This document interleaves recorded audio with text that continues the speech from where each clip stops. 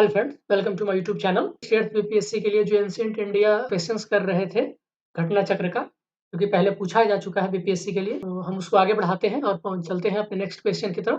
तो हमने 64 क्वेश्चन तक कर लिया था, क्वेश्चन नंबर 65 से वीडियो को आगे बढ़ाते हैं।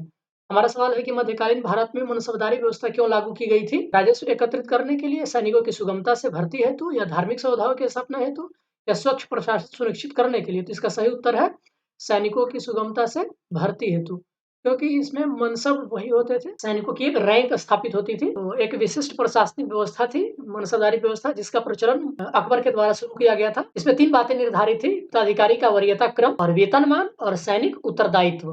3 चीजें थी इसमें। सैनिक उत्तरदायित्व में मनसबदार को अपने मनसब के अनुसार सैनिकों को रखना पड़ता था। इस व्यवस्था से राज्य ने सैनिकों के प्रत्यक्ष भर्ती और रख रखाव के उत्तरदायित्व मनसबदारों पर डाल दिया था, जिसके बदले में मनसबदार को नगद या जागीर प्रदान की जाती थी।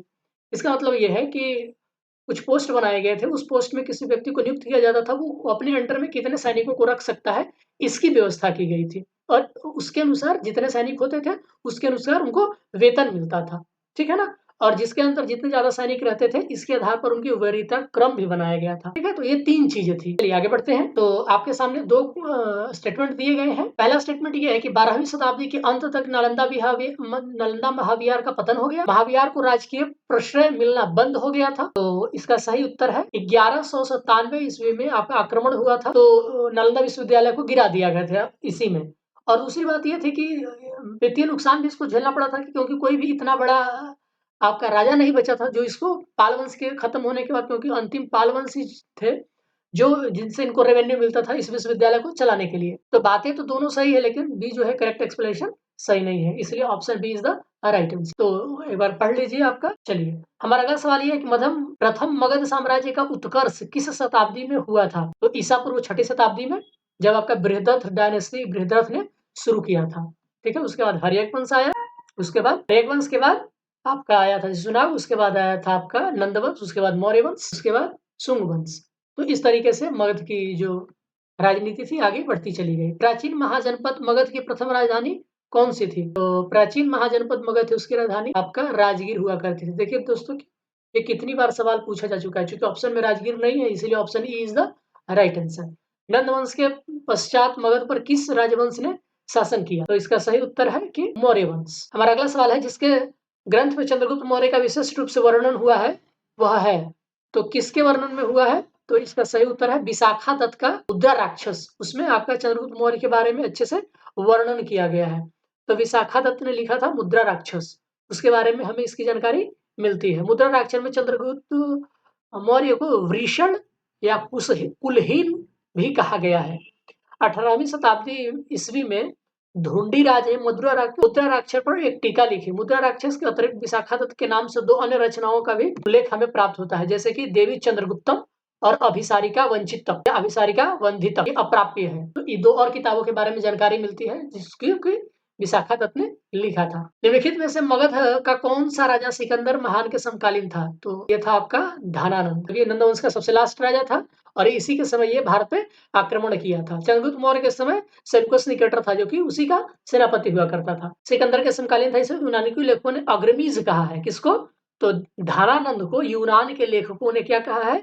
अग्रमीज कहा है। जेनोफोन ने उसे बहुत धनाढ़ व्यक्ति कहा है। अगर पूछ दिया जाए कि धनानंद को बहुत धनाढ़ व्यक्ति किसने कहा है, तो जेनोफोन ने कहा था। 10 साल उसका सेनापति हुआ करता था। किसका? आपका नंदवंश धनानंद का। हमारा अगला सवाल ये है कि पाटलिपुत्र में स्थित चंद्रगुप्त का महल मुख्यतः किसके बना हुआ था? तो दोस्तों, कुम्हारार में लकड़ी का एक पिलर मिला हुआ है। इसी से हमें पता चलता है कि उसके महल के जो खंभे थे, यानी कि पिलर थे, वो सब लकड़ी के बने हुए हैं। बिहार के पटना के समीप बुलंदी बाग और कुम्हारार में आपको पाया गया है। इसकी खोज की थी स्पूनर महोदय ने, तो उन्हीं को ये सब जाता है कि उन्होंने बताया कि ऐसी-ऐसी बातें हैं कि मौर्य साम्राज्य में जो उनके बने होते थे राजप्रसाद या महल कहिए, वो लकड़ी के खंभों या पिलर के ऊपर बने होते थे। अष्टप्रधान का गठन किसने किया था? तो इसका सही उत्तर है शिवाजी के यहाँ अष्टप्रधान होते थे। तो अष्टप्रधान में कौन-कौन आते थे? पेशवा, अमात्य, मंत्री, सचिव, सुमंत, सेनापति और पंडित राव एवं न्यायाधीश। तो ये थे आपके अष्टप्रधान। तो ये आधुनिक काल के सचिवों के भांति कार्य करते थे। इनका काम होता था राजा को परामर्श देना। तो आज के मंत्रिमंडल से इसकी तुलना नहीं की जा सकती।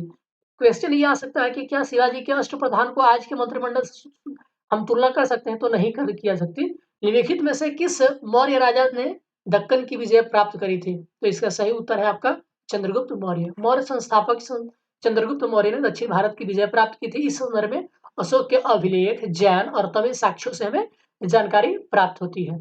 लेकिन अशोक ने एकमात्र कलिंग विजय ही की थी, अतः ऐसी स्थिति में दक्षिण में विजय का श्रेय हमें चंद्रगुप्त मौर्य को ही देना पड़ेगा, ऐसा मतलब इतिहासकारों का मानना है, क्योंकि अशोक के बारे में हमें ऐसी कोई चीज प्राप्त नहीं होती है और बिंदुसार के बारे में भी हम सर्टेन नहीं है।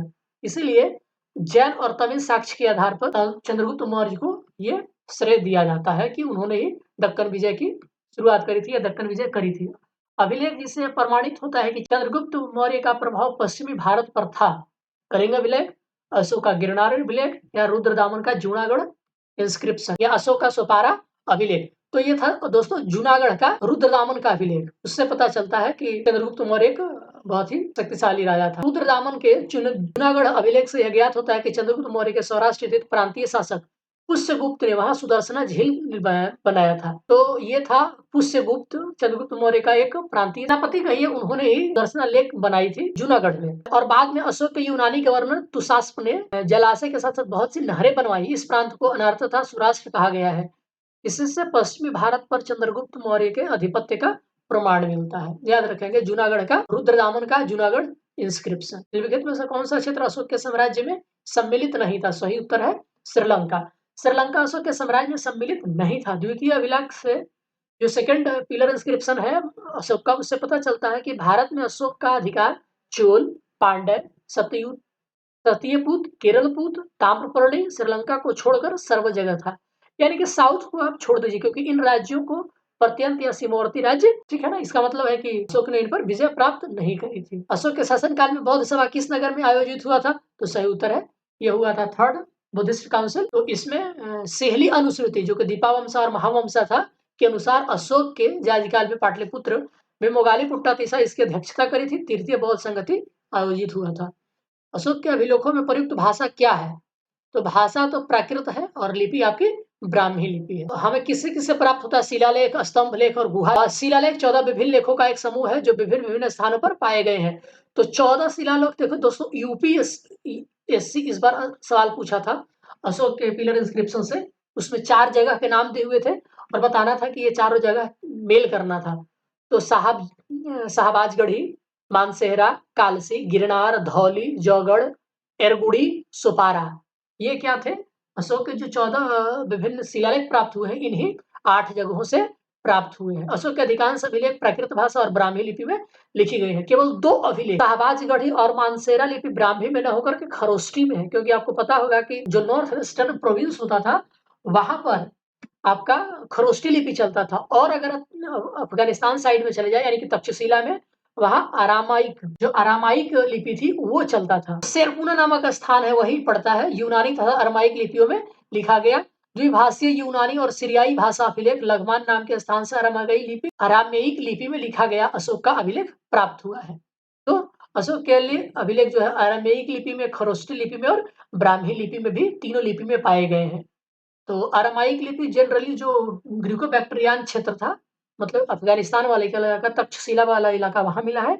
और नॉर्थ वेस्ट प्रोविंस में चले जाएं तो वहां पर आपको खरोष्टी मिलता है। बाकी क्षेत्रों में जनरली ब्राह्मी लिपि में उनके अभिलेख प्राप्त हुए हैं। और अगला सवाल ये है कि निम्नलिखित में से प्राचीन भारत की कौन सी लिपि दाहिने से बाईं ओर लिखी जाती थी? तो इसका सही उत्तर है खरोष्टी लिपि। इसे पढ़ने का श्रेय मैसन, प्रिंसेप, नॉरिस, लॉसेन, कनिंघम आदि विद्वानों को दिया जाता है। ये नॉर्थ वेस्टर्न प्रोविंस जो था भारत का, वहां पर ये इसके अभिलेख हमें प्राप्त हुए हैं। अशोक के धम्म का मूल संदेश क्या था? तो इसका सही उत्तर है आपका ऑप्शन ए। तो सब के सब था दोस्तों। तो क्या था एक बार हम देख लेते हैं। एक्चुअली हमें अशोक के दूसरे और 7वें शिलालेख से हमें ये ज्ञात होता है कि अपासीन में बहुकयाने दया दाने सचे सोचे मादे साधवे च। इसका मतलब ये है कि पाप करना, कल्याण करना, दया करना, सत्य बोलना, पवित्रता से रहना, सद्भाव में, स्वभाव में मधुरता और साधुता बनाए रखना, ये इनके धर्म का मूल संदेश था। इसमें शांति, अहिंसा, का सम्मान, धार्मिक सहनशीलता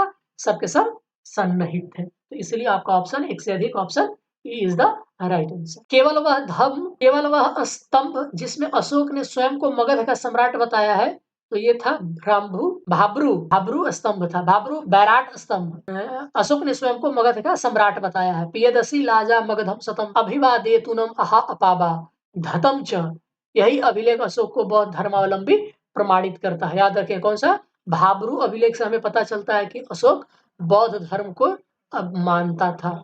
याद रखेंगे। अपने शिलालेखों में अशोक सामान्यतः किस नाम से जाने जाते हैं, तो जनरली उनको प्रियदर्शी के नाम से जाना जाता है। आगे बढ़ते हैं। कौटिल्य के अर्थशास्त्र में किस पहलू पर प्रकाश डाला गया है, तो इसका सही उत्तर है आपका राजनीतिक नीतियों पर प्रकाश डाला गया है। यह है तो अर्थशास्त्र दोस्तों, लेकिन ये पूरी तरीके से पॉलिटिकल मुद्दे पर लिखी गई है किताब। कौटिल्य के पुस्तक अर्थशास्त्र किस विषय पर आधारित है? देखिए 2017 में फिर से क्वेश्चन रिपीट हुआ है, तो इसका सही उत्तर है इनमें से कोई नहीं, क्योंकि ये राजनीतिक विषय पर लिखा गया था। तो इसमें 7 सिद्धांत थे, राजा, अमात्य, जनपद, दुर्ग, कोष, दंड और मित्र सप्तांग सिद्धांत की इन्होंने व्याख्या करी थी। इस मतलब कि इनका विदेश नीति से प्रभाषित होता था। अर्थशास्त्र में तत्कालीन प्रशासन, कृषि, शिल्प, व्यापार की व्यवस्था भी विस्तृत तरीके से हमको मिलती है। मेगास्थनीज ने भारतीय समाज को कितनी श्रेणियों में विभाजित किया था, तो इसका सही उत्तर है आपका 7 श्रेणियों में। कौन कौन? दार्शनिक, कृषक, पशुपालक, कारीगर, योद्धा, निरीक्षक और सभासद। और यह भी व्यवस्था था कि मौर्य काल में कोई भी व्यक्ति न तो अपनी जाति से बाहर विवाह कर सकता था और न ही उससे भिन्न पेशा अपना सकता था। बड़ा ही स्ट्रिक्ट सोसाइटी था दोस्तों। मौर्य समाज का 7 वर्गों में विभाजन का विशेष रूप से उल्लेख किया गया है। किसमें किया गया है? तो मेगास्थनीज के इंडिका पुस्तक में, ये 2017 में पूछा गया था। पेरिप्लस ऑफ द एरिथ्रियन सी किसने लिखी है? पेरिप्लस ऑफ द एरिथ्रियन सी किसने लिखी है दोस्तों? तो इसका सही उत्तर है आपका, ये अलेक्जेंड्रिया के अनाम व्यक्ति ने लिखा था। इसका मतलब है कि हमें पता नहीं है किसकी रचना किसने की थी। ठीक है, तो इसलिए कोई ऑप्शन नहीं है यहाँ पर। Option is the right answer. इसमें भारत से आयात तथा निर्यात की जाने वाले वस्तुओं का भी उल्लेख मिलता है, लेकिन इतना हमें पता है कि इसे लगभग 60 ईस्वी के आसपास अलेक्जेंड्रिया के एक व्यक्ति ने लिखा था, लेकिन किसने लिखा था हमें नहीं पता है। याद रखेंगे, पेरिप्लस ऑफ द एरिथ्रियन सी, हमें इसके लेखक के बारे में जानकारी नहीं मिलती है। वह स्रोत जिसमें पाटलिपुत्र के प्रशासन का वर्णन उपलब्ध है, इसका सही उत्तर है आपका इंडिका, जो कि मेगास्थनीज ने लिखी थी। इसने मेगास्थनीज ने पाटलिपुत्र नगर परिषद के 5-5 सदस्यों वाली 6 समितियों का उल्लेख किया था और कुल आपके 30 मेंबर उसमें हुआ करते थे। वह नगर के पदाधिकारियों को एस्टिनोमोई कहता था। क्या कहता था? एस्टिनोमोई। ये सवाल पूछा जाता है कि कितने सदस्य थे अशोक के जो नगरीय प्रशासनिक व्यवस्था देखने वाले थे, उसमें कुल टोटल 6-6 समितियों में उसको 5-5 सदस्यों के रूप में डिवाइड किया गया था। तो पाटलिपुत्र को किस शासक ने सर्वप्रथम अपनी राजधानी बनाया था? तो इसका सही उत्तर है चंद्रगुप्त मौर्य। वस्तुतः पाटलिपुत्र की स्थापना गंगा सोन नदी के तट पर हर्यक वंश के शासक उदयनी ने की थी। वो अपनी राजधानी राजगृह बनाया था, पाटलिपुत्र स्थापना करी थी, किंतु विकल्प नहीं है, इसीलिए उपयुक्त आंसर क्या होगा? क्योंकि आपको पता होगा कि उदयनी ने पाटलिपुत्र की स्थापना करी थी और अपनी राजधानी पाटलिपुत्र स्थापित करी थी राजगीर से, लेकिन चूंकि उदयनी नहीं है तो फिर आपका आंसर गुप्त मौर्य होगा। निम्नलिखित में से किसने सर्वप्रथम व्यापक पैमाने पर सौर मुद्रा का प्रचलन किया था? पुष्यमित्र सुंग, मेनांडर। आगे ऑप्शन देखते हैं हम कि विमा, कडफिश या फिर गौतमीपुत्र सातकर्णी। तो देखा जाए दोस्तों कि अगर हम मात्रा के हिसाब से देखें तो गुप्तों ने किया था, लेकिन प्योरिटी के हिसाब से देखें तो कुषाण के शासकों ने बड़े पैमाने पर सौर मुद्रा का प्रचलन किया था। ठीक है ना? कुषाण वंश का शासक था आपका ये कुजुल कडफिसिस, उसी का ये भीमा कडफिसिस, कुषाण शासक भीमा कडफिसिस ने स्वर्ण मुद्राओं का प्रचलन किया। कला की गांधार शैली निम्न समय में फली फूली, तो इसका सही उत्तर है गांधार शैली कुषाणों के समय फली फूली थी। गांधार शैली, मथुरा शैली, ये 2 शैलियों का विकास कुषाण शासकों के समय में हुआ था। कुषाण शासक कनिष्क के समय में हुआ था। ठीक है ना? और गांधार कला जो थी वो यूनानी कला से काफी प्रभावित है। इनमें से किस शासक ने चतुर्थ बौद्ध संगति कश्मीर में आयोजित की थी? तो सही उत्तर है आपका कनिष्क ने। और इसके अध्यक्ष कौन थे दोस्तों? वसुमित्र ने की थी और उपाध्यक्ष अश्वघोष थे। और इसमें विभाषा शास्त्र संकलित किया गया था। यहाँ पर बौद्ध धर्म 2 भागों में टूट गया था, महायान और हीनयान में। शुंग वंश के बाद किस वंश ने भारत पर राज किया? तो इसका सही उत्तर है कण्व वंश ने। तो शुंग वंश का अंतिम राजा देवभूति था। दोस्तों कमेंट करके बताओ कि शुंग वंश की स्थापना किसने करी थी? ठीक है, शुंग वंश का अंतिम राजा देवभूति अपने अमात्य वसुदेव के षड्यंत्रों द्वारा मार डाला गया। वसुदेव ने जिस नवीन राजवंश की स्थापना करी वह कण्व वंश था। ठीक है, या कण्वायन के नाम से जाना जाता है। शुंगों के समान भी ये भी ब्राह्मण वंश था। याद रखेंगे। ये क्या था? कण्व वंश ब्राह्मण थे, शुंग वंश में ब्राह्मण थे। राजा खारवेल का नाम किससे जुड़ा हुआ है? तो आपको ये होगा हाथी गुम्फा अभिलेख के साथ, जो आपका कलिंग का हाथी गुफा अभिलेख है, जो चेदी शासक खारवेल ने इसको पैट्रोनाइज किया था। उदयगिरी पहाड़ी हाथी गुम्फा अभिलेख से प्राप्त होता है, ये उनसे संबंधित था। हमारा अगला सवाल ये है कि नगरों का क्रमिक पतन किस काल की एक महत्वपूर्ण विशेषता थी? तो सही उत्तर है गुप्त काल का। तो गुप्त काल में नगरों की जो पतन था वो शुरू हो गया था। गुप्त काल में नगर क्रमिक पतन की ओर अग्रसर हुए। संपूर्ण गंगा घाटी में जो शहर पहले अत्यंत समृद्ध अवस्था में थे, उनमें से अधिकांश को गुप्त युग में या तो त्याग दिया गया या वहां के शासन में पर्याप्त विघटन हुआ। पाटलिपुत्र जैसा महत्वपूर्ण नगर हुएनसांग के आगमन तक गांव बन गया। मथुरा जैसा महत्वपूर्ण नगर एवं कुम्हार, सोनपुर, सोहगौरा उत्तर प्रदेश में गंगा घाटी के अनेक महत्वपूर्ण केंद्र डिमोलिशन की कगार पे सब पहुंच गए थे। मतलब ये अपने ओजस्व को खो चुके थे तब तक। निम्नलिखित में से कौन सा बंदरगाह गुप्त काल में उत्तर भारतीय व्यापार के लिए उपयोग किया जाता था? तो सही उत्तर है ऑप्शन ए। तो गुप्त काल में कौन था? आपको याद होना चाहिए, बड़ौच था। इसके अलावा कल्याणा था और कैम्बे था। तो कल्याण, बड़ौच और Cambay, more than one answer, option is the right answer. तो गुप्त काल में बंगाल में ताम्रलिप्ति आपका एक महत्वपूर्ण बंदरगाह था, जहां से उत्तर भारत के साथ साथ दक्षिण पूर्व एशिया, चीन, लंका, जावा, सुमात्रा आदि देशों का व्यापार होता था। ठीक है ना? तो सब के सब इसके आंसर है दोस्तों। पश्चिमी भारत का प्रमुख बंदरगाह बड़ौच था। अगला सवाल ये है कि किस शासक वंश ने मंदिरों एवं ब्राह्मणों को सबसे अधिक ग्राम अनुदान में दिया था? गुप्त वंश, पाल वंश या फिर राष्ट्रकूट या प्रतिहार? तो सही उत्तर है ये जो ये कह सकते हैं कि ये जो व्यवस्था थी ये गुप्त वंश ने शुरू की थी। ब्राह्मणों को दान में देने वाली जो प्रथा थी, भूमि को, ये गुप्त वंश ने शुरू करी थी। गुप्त वंश में भूमि राजस्व की दर क्या थी? तो सही उत्तर है आपका उपज का छठा भाग, इसको छठांश भी कहा जाता था। गुप्त अभिलेखों में भूमि वर्ग को उद्रंग कहा जाता है या भागकर कहा जाता है, और छठे भाग को छठांश कहा जाता था। ठीक है ना?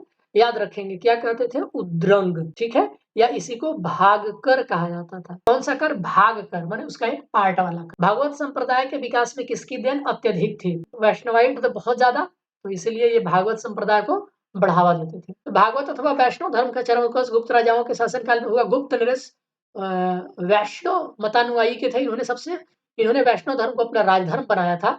अधिकांश शासक थे परम भागवत की उपाधि धारण करते थे। विष्णु का वाहन गरुड़ इनका राजकीय चिन्ह हुआ करता था। तो याद रखें, गुप्तों का राजकीय चिन्ह क्या था? तो गरुड़ था। इनमें से किसने पहली बार व्याख्या की थी कि पृथ्वी के अपने धुरी पर घूमने के कारण प्रतिदिन सूर्योदय एवं सूर्यास्त होता है? तो सही उत्तर है आपका आर्यभट्ट। हमारा लास्ट क्वेश्चन ये है, इनमें से कौन गुप्त काल में औषधि के क्षेत्र में अपने कार्य के लिए जाने जाते थे? तो सही उत्तर है ऑप्शन ए। तो आज का हमारा ये सेशन यहीं पे समाप्त होता है। मिलते हैं मिडिवल इंडिया और मॉडर्न इंडिया को लेकर के, जो बीपीएससी में प्रीवियस ईयर में पूछे गए हैं, उसको लेकर के जल्द ही एक वीडियो लाने वाले हैं। तो प्लीज हमारे चैनल से बने रहिए, इनको लाइक करिए अगर अच्छा लगता हो तो, अपना सुझाव भी जरूर दीजिए। मिलते हैं नेक्स्ट वीडियो में, तब तक के लिए आप सबका बहुत बहुत शुक्रिया, धन्यवाद।